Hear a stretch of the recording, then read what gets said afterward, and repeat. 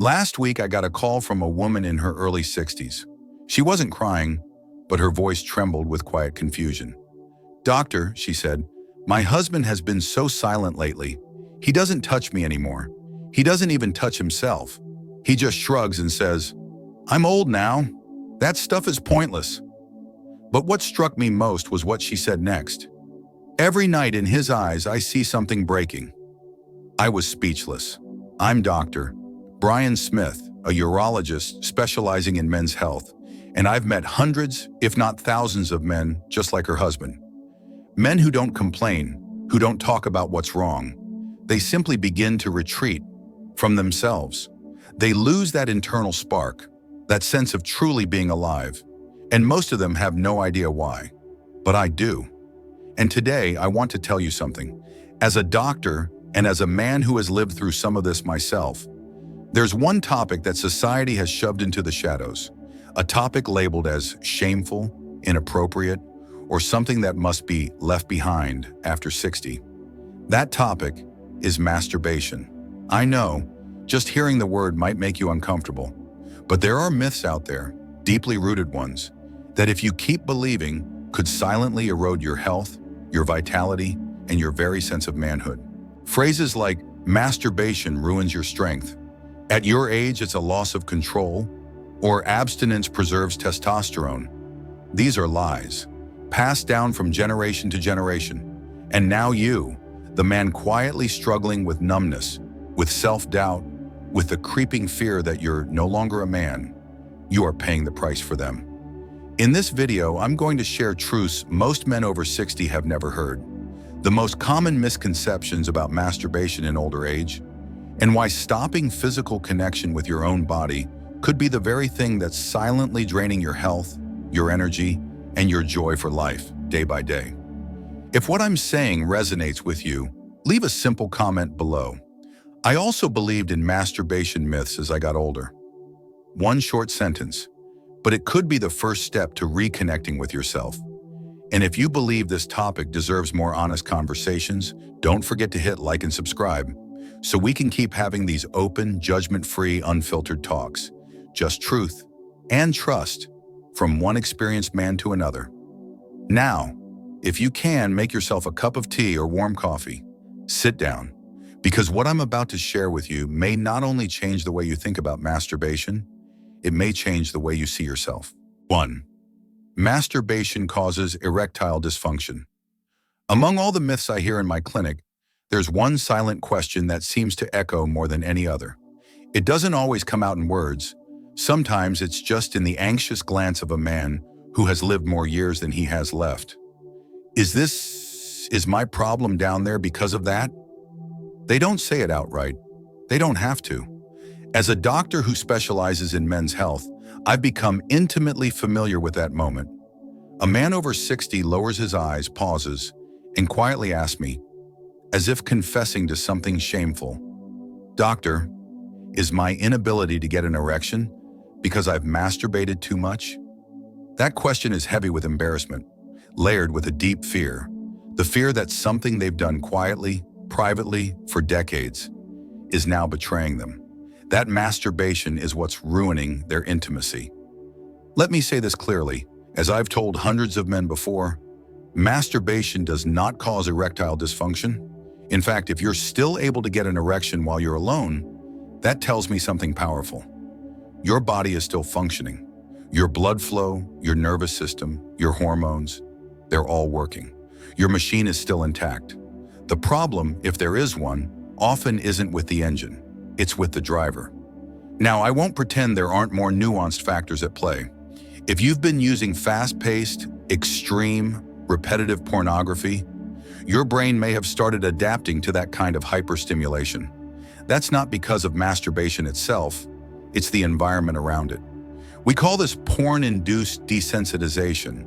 And yes, it's real. But don't confuse it. It doesn't mean you're broken. It simply means your brain has learned a pattern, and now it just needs to relearn a different one. I once helped a 74-year-old man, a retired university professor, face this exact fear. He came in with deep shame in his eyes.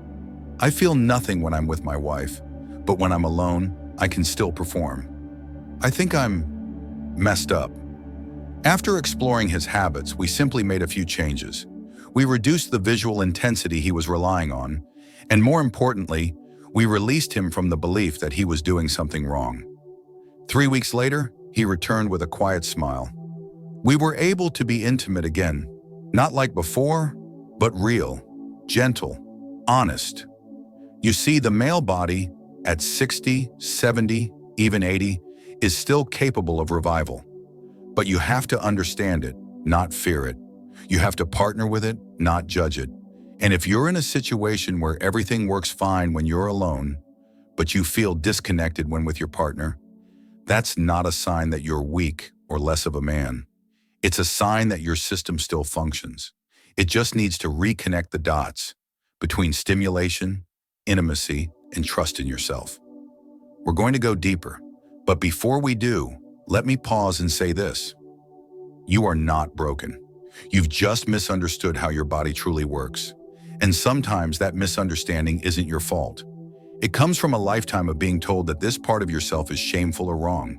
In the next part, we'll dive into something even more damaging than erectile dysfunction, the guilt and shame many men feel for still having desire at this age.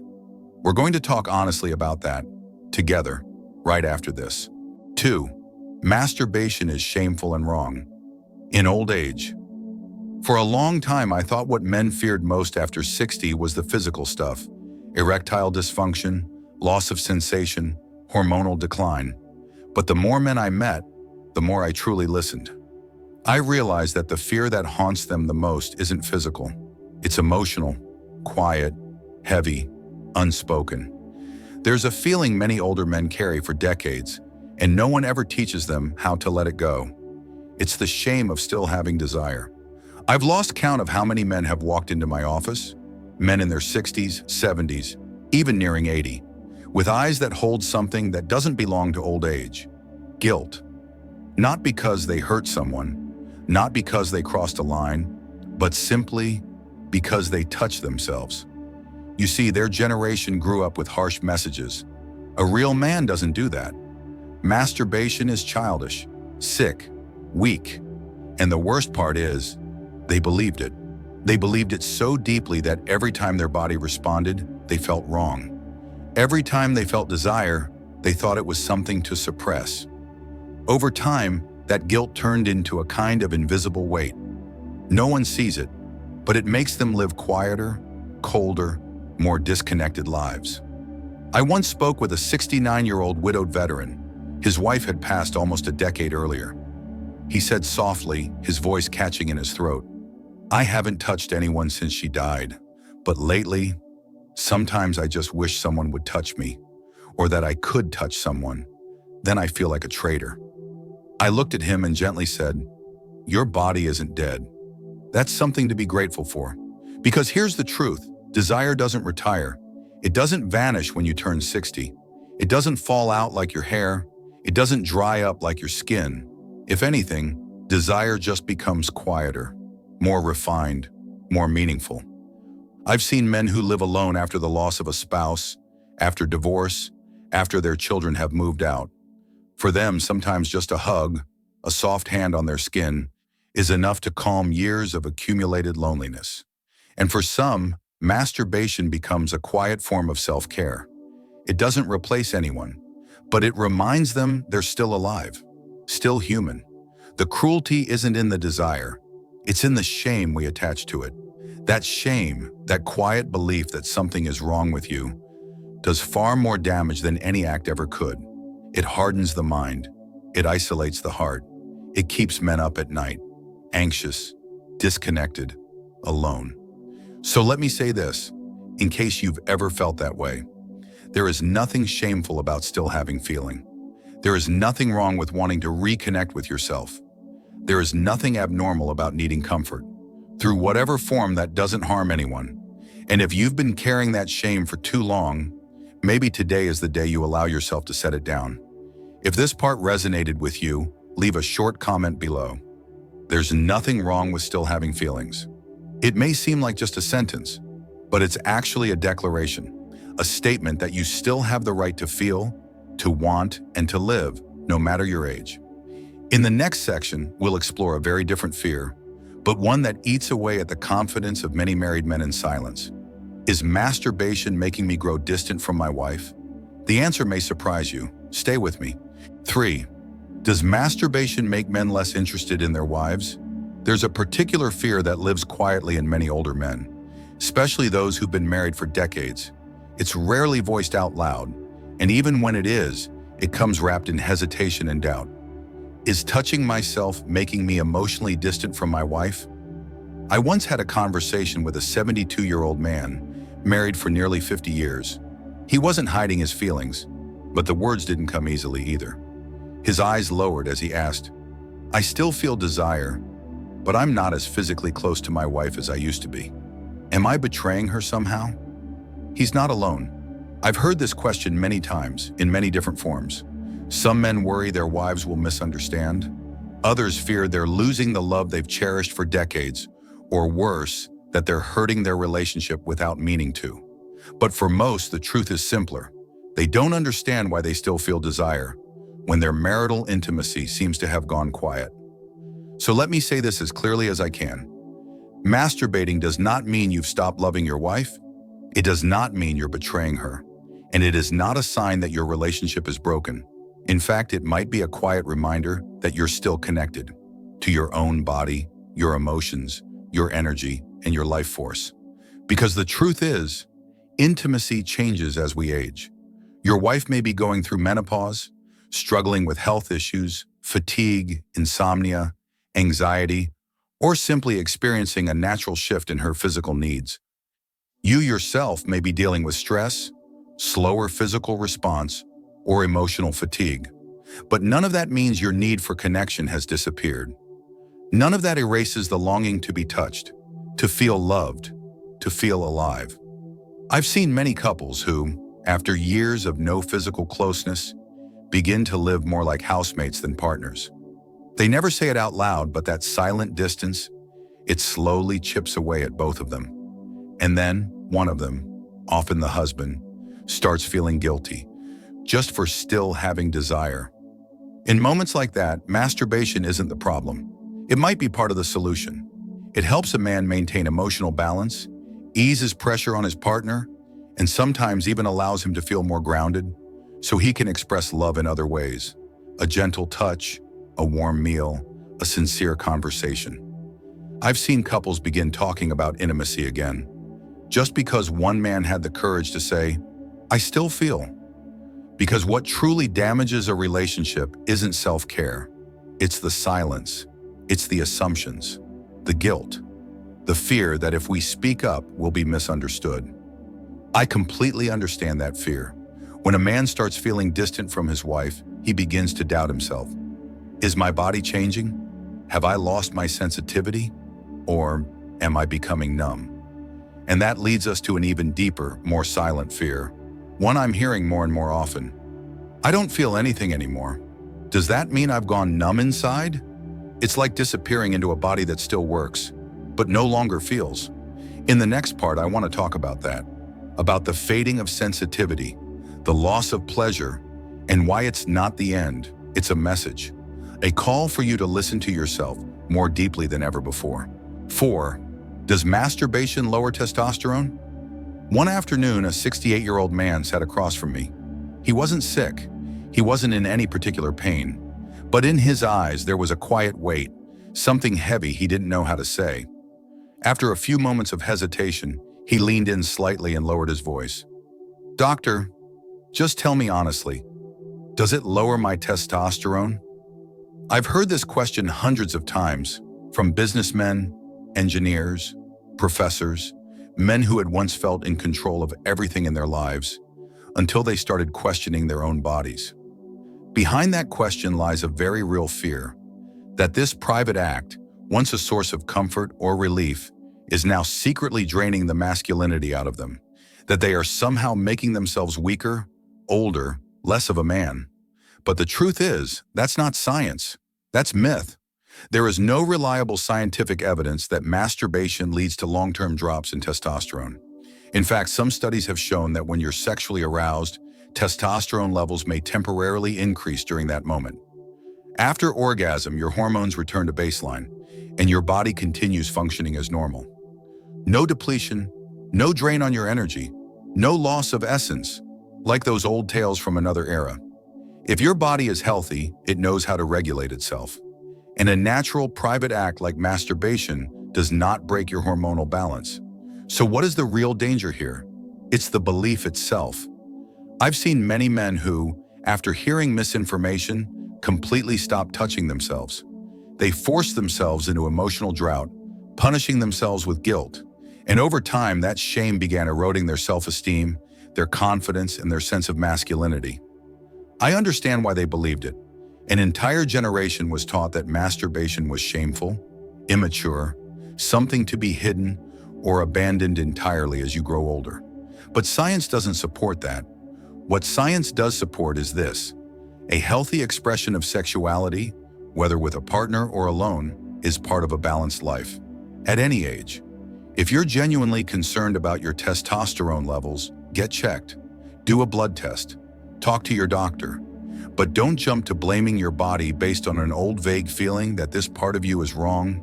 And if this message gave you pause, if it helped lift even a little of the burden, leave a simple comment below. I choose to understand my body, not judge it. Just one sentence. But it's a powerful declaration.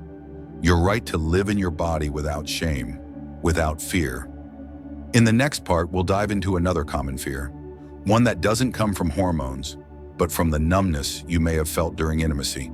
I don't feel much anymore. If you've ever thought that, the next section may help you understand and begin to reclaim what you thought was lost. 5. Does masturbation decrease sensitivity? One of the most quietly spoken fears I hear from men over 60 isn't that they've lost all sensation, but that something just doesn't feel the same anymore. Doctor, I don't feel as much as I used to. It takes me longer now to really feel anything. No matter how hard I try, it feels like something's missing. These aren't just physical truths. They're silent cries for help from men slowly losing connection with themselves. Many blame themselves. Some feel like they have done something wrong, and quite a few believe their masturbation habits have permanently damaged their sensitivity. But I want you to know this: your body is not broken. You are not damaged. The human body, like any system, adapts. If you use the same type of stimulation repeatedly, gripping too tightly, going too fast, applying too much pressure, your brain begins to learn that this is the only way to feel pleasure. It doesn't destroy your nerves, but it does adjust your sensitivity threshold. Then when you find yourself in a different setting, with a partner, in a real moment of intimacy, your body doesn't react the same. It doesn't feel strong enough, not like it used to. And that makes you wonder, am I going numb? The truth is the opposite. You're not numb. You're just in a rut, and you can absolutely get out of it. Just like muscles can rebuild, just like memory can be retrained, sensation can return. All it takes is awareness and patience. Change your approach. Slow down. Explore sensation in different ways. Softer, gentler, more unpredictable. Sometimes taking a break helps retrain your brain that not everything needs to be fast or forceful to be meaningful. Also, let's not ignore the natural role of aging. Blood flow changes, hormones shift, your nervous system may react more slowly. That's not your fault. It's simply part of growing older, like graying hair or weaker eyesight. But even then, you can still learn to love your body, even if it doesn't respond the way it used to. And more importantly, sensitivity isn't just physical, it's emotional. Too much pressure to perform like before, too much fear of failure. These unspoken expectations can freeze your feelings before you even get a chance to feel anything. But when you stop judging your body and start listening to it, you'll realize your ability to feel hasn't disappeared. It's just waiting for you to listen. Curiously, not critically. And if you've ever asked yourself, did I overdo it? How much is too much? Is there a limit I shouldn't cross? You're not alone. These are some of the most common questions men ask, but also the hardest to answer, because underneath them lies fear, shame, uncertainty. In the next part, I'll help you unpack those questions gently and clearly, once and for all. And if this part helped you understand yourself better, leave a short comment below to encourage other men who may be struggling in silence. My sensitivity isn't gone, it just needs to be awakened. 6. Is masturbating too much harmful? There's one question that quietly lingers in the minds of many older men, yet very few ever find the courage to say it out loud. Am I doing it too much? Not because they're addicted, not because they're lost, but because behind that question lies a vague, persistent fear. Have I lost control of myself? Have I crossed some invisible line without even knowing it? So let me say this clearly. For most men, even in their 60s, 70s, or beyond, masturbation is not harmful, not physically, not emotionally, not morally, unless it starts interfering with your life in ways you don't want. I've met men who masturbate daily, even multiple times a day, and they feel healthy, focused, they sleep better, and they live more balanced lives. I've also seen men who only do it a few times a month, but are tormented by shame, guilt, or the belief that they're doing something wrong. The real issue is not frequency, it's how you feel afterward. If masturbation helps you relieve stress, reconnect with your body, and doesn't damage your relationships or disrupt important parts of your life, it can be a healthy, even healing act of self-care. But if you find yourself avoiding friends, distancing from your partner, or losing joy in the things that once gave your life meaning, then maybe, just maybe, something is out of balance. And that's not a moral issue, it's a question of inner freedom. In fact, I've even prescribed masturbation as part of the care plan for older patients with chronic pelvic pain or sleep disorders. A gentle, unforced rhythm, free from shame, can be a powerful tool for relaxation and healing. But to reach that place, you must be honest with yourself. Are you doing it because it feels connecting, comforting, and aligned with your natural rhythm? Or are you trying to cover up something deeper? Loneliness, frustration, a sadness that hasn't yet been named? The answer isn't in how many times per week. It's in a deeper question. Are you living in full connection with every part of yourself? And if you're still unsure, if you found yourself living in silence, hiding, second-guessing, then perhaps the real issue isn't the act, but the silence. Because sometimes it's not the behavior itself that hurts us, it's the fact that we never speak it, never share it, never give ourselves permission to be real.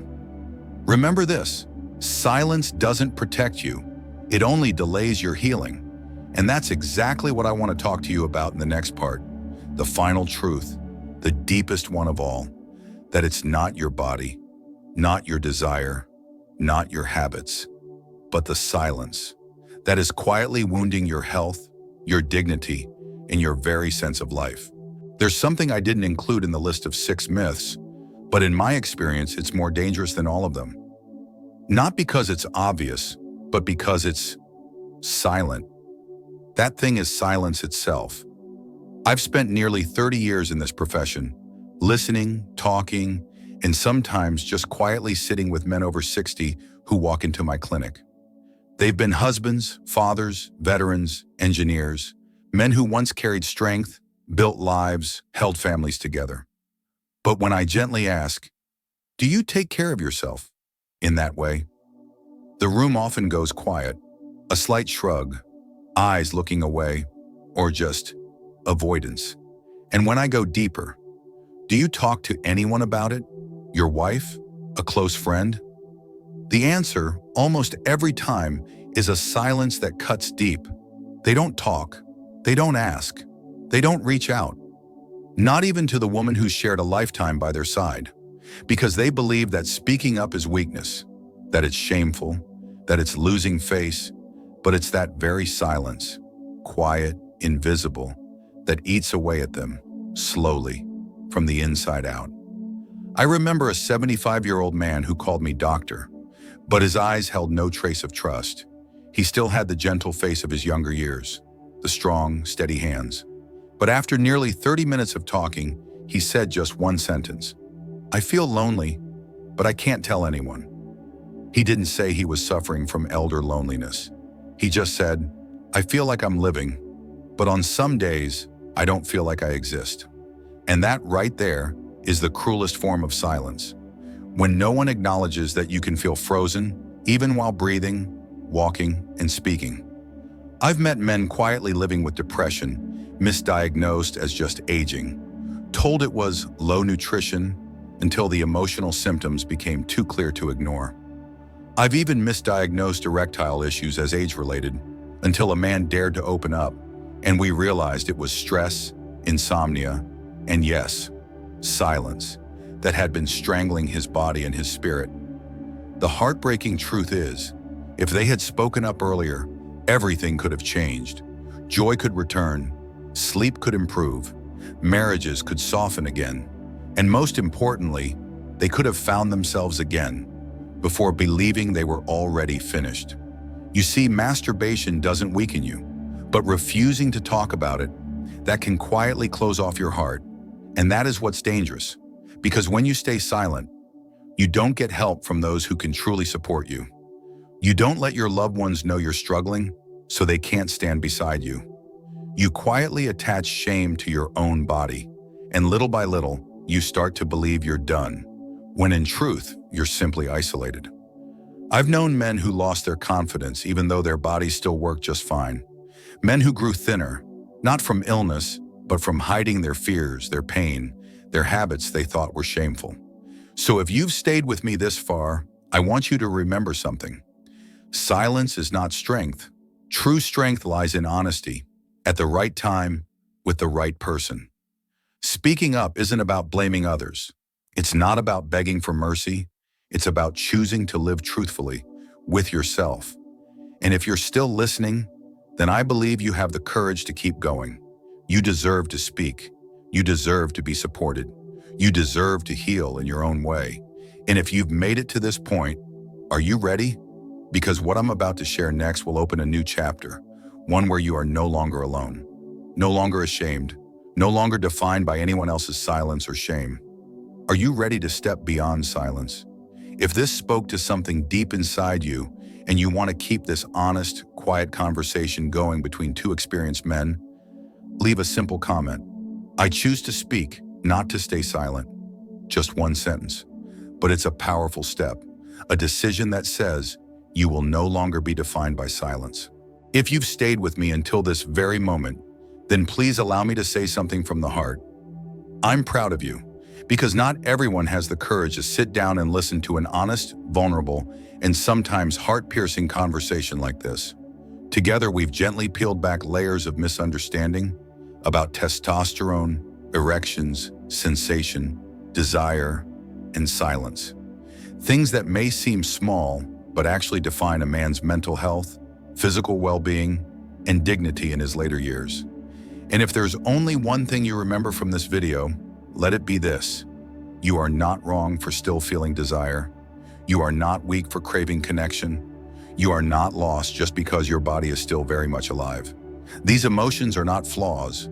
They are proof that you are still fully human, still whole, still worthy.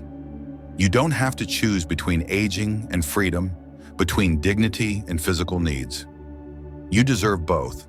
And if something in this video made you reflect, feel seen, or breathe a little easier, I invite you to leave a comment with just one sentence. I honor myself. Just a few simple words, but they can spark courage in countless other men who are reading, watching, and still staying silent. And if this journey has meant something to you, I invite you to continue. Choose another video from our channel, one that's showing on the screen right now, or one that speaks to you from the sidebar. Every video is a real conversation, like between two friends or two men who've lived enough to finally talk without pretending. You are not alone on this path.